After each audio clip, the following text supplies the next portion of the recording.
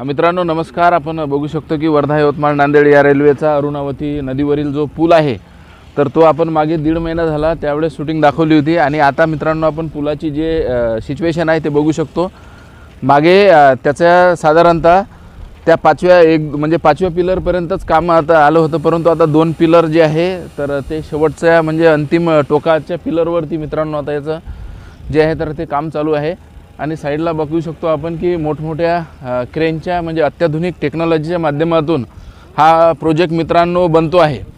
आणि हा प्रोजेक्ट 284 किलोमीटरचा हा मित्रांनो टप्पा आहे आणि विदर्भ आणि मराठवाड्याला जोडणारा व हा जो मित्रांनो टप्पा आहे तो दिग्रस ते दारव्हा या 35 किलोमीटरच्या फेजमधील आहे। आणि यामध्ये आपण बघतो की मागेही आपण व्हिडिओ कंटिन्यू मित्रांनो या संदर्भातले टाकलेलेच आहेत। आणि आता हा या म्हणजे यवतमाळपासून जर आपण दिग्रसपर्यंत पुसदपर्यंत बघितलं तर मित्रांनो ही अरुणावती नदी ज्यावरती चिरकुटा धरण हे सर्वात मोठा बांध आपल्या विदर्भातील बनलेला आहे, तर तिथनंच मित्रांनो ही या ट्रेनचं प्रोजेक्टचं काम आता आपल्याला चालू असलेलं दिसतं। तर सर्वांच्या मनातील एकच प्रश्न आहे की हा प्रोजेक्ट नेमका केव्हा सुरू होणार। तर हा प्रोजेक्ट मित्रांनो सुरू होण्यासाठी आपल्याला साधारणतः आता 1 ते 1.25 वर्ष म्हणजे दिग्रसपासून तर यवतमाळपर्यंत लागू शकते। आणि यामधील पहिला टप्पा जो आहे मित्रांनो तर तोही पूर्ण झालेला आहे। मागच्या शूटिंगमध्ये आपण मित्रांनो दारव्हा तालुक्यातील शूटिंग आणि यवतमाळमधील त्याच्या बायपासवरील ती देखील शूटिंग घेतली होती।